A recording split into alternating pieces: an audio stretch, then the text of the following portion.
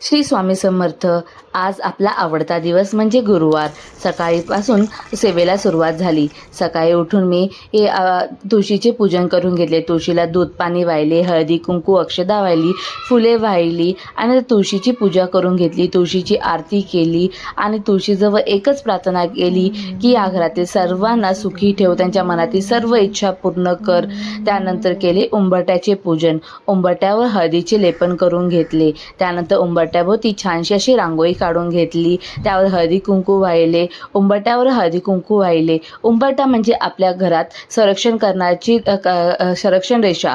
त्यानंतर उंबरट्यासमोर मी कापूर जाळला. मला असे वाटते की उंबरट्यासमोर कापूर जाळल्याने आपल्या घरात जी येणारी निगेटिव्ह एनर्जी असते त्याची ती तिकडेच जळून खाक होते. त्यानंतर मी इकडे केले स्वामींचे अभिषेक. स्वामींचा दूध पाण्याने अभिषेक केला. स्वामी नामाचा जप करता करता मी हा अभिषेक केला. आणि मी स्वामींजवळ असे स्वतःसाठी असे काहीच मागत नाही. स्वामींनी मला असं वाटते, स्वामींनी मला खूप काही दिले आहे आणि मला एकच प्रार्थना आहे की ज्यांच्या इच्छा असतील स्वामी तू सगळ्यांची इच्छा पूर्ण कर. त्यानंतर मी केली सगळ्या देवांची पूजा. सर्व देवतांना मी हळदी कुंकू वाहिले. त्यानंतर अष्टगंध लावले, सगळे फुलं वाहिली.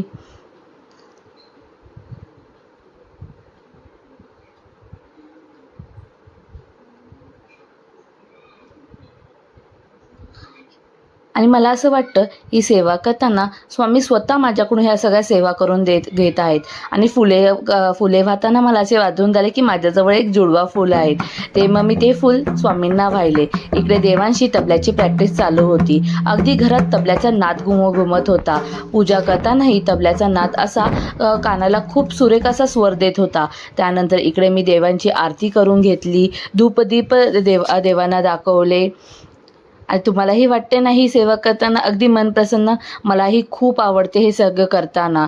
त्यानंतर आम्ही गेलो मार्केटला. मला देवांसाठी फुलं हवी होती म्हणून मी इथे मार्केटला गेली आणि फुलं विकत घेतली. आणि मला तिकडे चाफा भेटला तर मी स्वामींच्या मठात चाफा घेऊन घेतलाय. आणि इकडे देवांशनी स्वामींना चाफा व्हायला. देवांशला सुट्टी असल्यामुळे देवांश माझ्याबरोबर मठात येतो. इकडे स्वामींचे रूप बघताय ना, किती छान असे रूप आहे. आणि त्यानंतर आम्ही घेतले देवीचे दर्शन.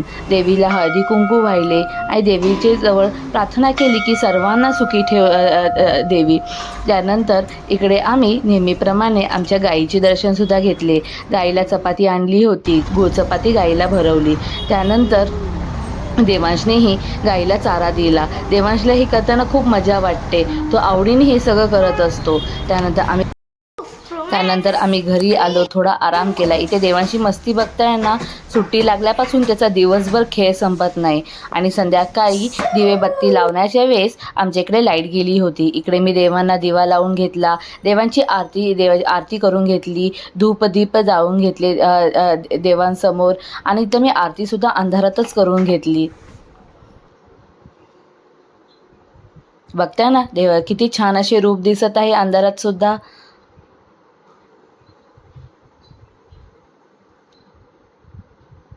इकडे मी आरतीसुद्धा करून घेतली संध्याकाळची. आणि नंतर मी उंबरट्याजवळ दिवा लावला. उंबरट्यासमोर मी कापूरही जाळून घेतला. त्यानंतर मी इकडे तुळशीसमोर दिवा लावून घेतला.